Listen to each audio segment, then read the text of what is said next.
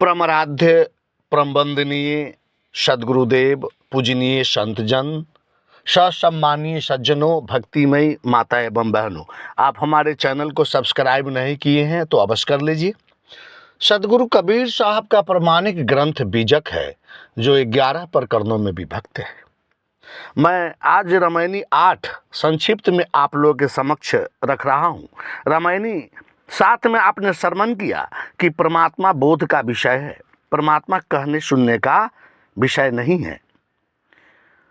आज आप श्रवण करेंगे रामायणी 8 संक्षिप्त में। सदगुरु कबीर साहब कह रहे कि तत्तुमसि इनके उपदेशा, ई उपनिषद कहीं संदेशा, ई निहिचे इनके बरभारी, वाहि के वर्णन करे अधिकारी, परम तत्व का निज परमाना, सनकादिक नारद सुकमाना, जाग बलिक और जनक संवादा, तत्तात्रेय वही रस्वादा, वही बात राम वशिष्ठ मिली गाई, वही बात कृष्ण उधो समझाई, वही बात जे जनक धिढ़ाई, देह धरे विदेह कहाई। सज्जनों, तत्वमसि शब्द का प्रयोग मुंडकोपनिषद में किया गया है। साथ ही छांदोग्य उपनिषद में तत्वमसि शब्द का विस्तार रूप से वर्णन आता है। इसमें 3 पद है, तत्, त्वम जोर असि। इसका शाब्दिक अर्थ होता है जिस परमात्मा को खोज रहे हो वह तुम हो। तत् का अर्थ होता है वह, त्वम का अर्थ तुम और असि है, तो वह तुम हो। उद्दालक ऋषि ने श्वेतकेतु, अपने पुत्र श्वेतकेतु को बार बार समझाया है कि वह आत्मा, वह ब्रह्म तू ही है। यह अध्यात्म ज्ञान का सार तत्व है, यही परम ज्ञान है, यही सत्य ज्ञानी ऋषियों का उपदेश है। लगभग सभी उपनिषदों में यही संदेश निहित है। सत्य ज्ञानियों ऋषियों का यह निर्णय अटल है, इसी का वर्णन ज्ञानी अधिकारी पुरुष करते हैं। परम तत्व का निज आत्मा ही प्रमाण है।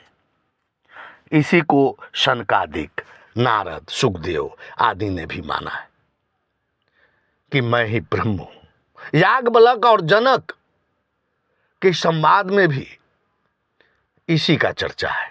योग वशिष्ठ में भी उसी अद्वैतवाद का वर्णन किया गया है। योग वशिष्ठ रामायण जो 32,000 श्लोक का महाग्रंथ है, बड़ी विशाल पुस्तक है। इसमें श्री राम के मन में वैराग्य उत्पन्न कराया गया है। तब राम का शरीर पीला पड़ गया था साधना के तहत। तब दशरथ को संदेश मिलता है। तब दशरथ राम से मिलते हैं कि बेटा बात क्या है। तब राम का उपदेश देते हैं, राम वैराग्य का उपदेश देते हैं। तब दशरथ कहते हैं ये तो बहुत अच्छी बात है, लेकिन सिर्फ वैराग्य से ही काम नहीं चलेगा, बोध की जरूरत है। और वशिष्ठ राम को आत्मज्ञान का उपदेश देते हैं, बोध कराते हैं। बहुत ही सुंदर आत्मज्ञान का निरूपण योग वशिष्ठ में किया गया है। दत्तात्रेय भी अद्वैतवाद का ही समर्थन किया है कि मैं ही ब्रह्म हूं, यानी जीव ही ब्रह्म है, जीव के अलावा कुछ भी नहीं है। यही बात कृष्ण ने उद्धव को भी समझाया। आदि शंकराचार्य ने मांडुक्य उपनिषद का भाष्य किया और शंकराचार्य का आधार ग्रंथ मांडुक्य उपनिषद का भाष्य ही है। आदि शंकराचार्य ने अद्वैतवाद का जनक कहा गया। शंकराचार्य का कहना था कि ब्रह्म सत्यं जगत मिथ्या, जीवो ब्रह्मैव नापरः। जीव ही ब्रह्म है, जगत नाशवान है और जीव के अलावा दूसरा कुछ भी नहीं, सब नाशवान है। जनक को यही ज्ञान याज्ञवल्क्य से मिला। फिर अष्टावक्र ने यही ज्ञान जनक को प्रदान किया था। जनक पर ब्रह्म ज्ञान का इतना प्रभाव पड़ा कि देह धरे धरे वे विदेह कहलाए।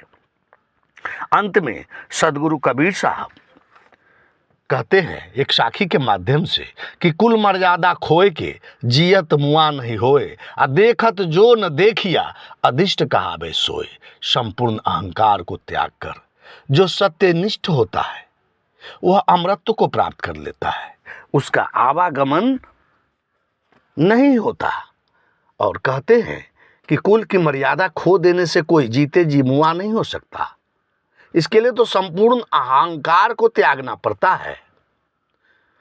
जो संपूर्ण अहंकार को त्याग देने के पश्चात अमरता को प्राप्त करके जन्म मरण से मुक्त हो जाता है। जो शरीर संसार को देखते हैं उसे भी सत्य नहीं देखता, जो शरीर संसार में रहते हुए भी उसे असंग रहता है और निज आत्मा में स्थित हो जाता है, वह अदृश्य अगोचर परमात्मा कहलाने के योग्य हो जाता है। साहब